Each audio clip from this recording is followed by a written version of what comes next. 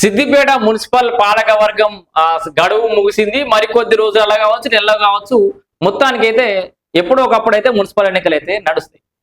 మరి next time మళ్ళీ municipal chairman ఎవరు అనే ఒక క్వశ్చన్ మార్క్ అయితే ఉంటుంది కదా. సో మళ్ళీ బీఆర్ఎస్ పార్టీ గెలుస్తుందా, మున్సిపల్ పీఠం కైవసం చేసుకుంటుందా లేదా అనేది వేరే చర్చ. మళ్ళా సో వేరే పార్టీలు ప్రభావం చూపెట్టచ్చు. ఒకవేళ కనుక బీఆర్ఎస్ పార్టీకి అవకాశం వస్తే కనుక దాంట్లో ఎవరికి అవకాశం వస్తుంది అనుకుంటారు? ఖచ్చితంగా కొత్త వాళ్ళకైతే రాకపోవచ్చు. మళ్ళీ పాత వ్యక్తి గత 2-3 దఫాలుగా అవకాశం పొందుతున్నటువంటి రాజనర్స్ గారికే మళ్ళీ మున్సిపల్ చైర్మన్ అవకాశం దక్కే అవకాశం ఉంది, అంటే పదవి దక్కే అవకాశం ఉందని చెప్పేసి అయితే చర్చ నడుస్తుంది. ఖచ్చితంగా హరీష్ రావు గారు కూడా గసంటోళ్ళకి అవకాశం ఇస్తాడని కూడా మన అందరు తెలిసిన ముచ్చట్నే. కొత్త వాళ్ళ వల్ల ఆశలు పెట్టుకుంటే, ఆయన మాట మీద నమ్మకాలు పెట్టుకుంటే మనమేం చేయలేం. ఎందుకంటే ఆయనకు బాగా డబ్బులు పెట్టేటోళ్ళు కావాలి. అంతకంటే ముందు ఆయన చెప్పు చేతలలో ఉండేటోళ్ళు కావాలి. ఆయనకు సామాజిక వర్గాలు, సమీకరణాలు అవన్నీ ఏముండే లెక్కలు.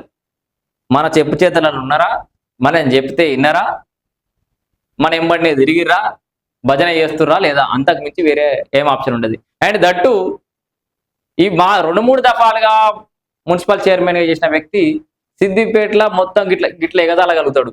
ప్రతి వార్డుకి ఎంత అంత పెట్టగలుగుతాడు. ఆయన కన్నా ముందే సిద్దిపేట అంతా పెరిగింది కాబట్టి. సో మరి మిగతా అంటే ఈ చైర్మన్ పదవి అని సిద్దిపేట నాకు తెలిసి నా అంచనా ప్రకారం ఈ ఎన్ని వార్డులు ప్రతి 43 వార్డులో 42 ఎంతనో ఉండే కదా, ప్రతి వార్డుకి ఉన్న క్యాండిడేట్ కి చైర్మన్ నువ్వే, అంటే బీసీలు ఉన్న జాగాలో లేకపోతే మిగతా జాగాలో రిజర్వేషన్ లేకపోతే కూడా మీకోసారి రిజర్వేషన్ ఇస్తానని కూడా చెప్పుకుంటాడు మహానుభావుడు. ప్రతి వార్డుకి ఒక చైర్మన్ అని ముచ్చట చెప్పే ఉంటాడు. అదేదో సినిమాలో అహనా పిల్లంట్ల కోట శ్రీనివాసరావుకి అదేదో ఇష్యూ ఉన్నట్టు ముందట కోడిని వేలాడదీసినట్టు చైర్మన్ పదవానికి ఇట్లా వేలాడదీసిన హరీష్ రావు మున్సిపల్ ఆఫీస్ కి. ఇక దాన్ని చూసుకుంటే అందరు చూసుకుంటూ పోతారు, ఇది నా కోసమే కట్టిండి హరీష్ అన్న, ఈ కోడిని నా కోసమే కట్టిండి ఆఫీస్ చుట్టూ చక్కెరలు కొడతారు అందరు ఈ వార్డులో ఉన్న వార్డు మెంబర్లు అంతా. అది ఎన్నడు మీకు దక్కది. ఇది పైకి పట్టుకొని రాజనర్స్ పట్టుకొని కూర్చున్నాడు, మీ కింద మీకు కనబడదు. ఈ చేతి ఎవరు పట్టుకున్నది మీకు తెలియదు. గిది ముచ్చట.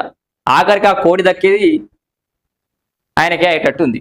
సో ఏదేమైనా కొత్తోళ్ళు మరి హరిశన మాటల్లో ఉంటాం మేము, ఏ మాట మీద నిలబడే వ్యక్తి అని అంటే మరి గత చరిత్ర తిరిగేసుకొని ఆశలు ఏమైనా ఉంటే చంపుకోరి.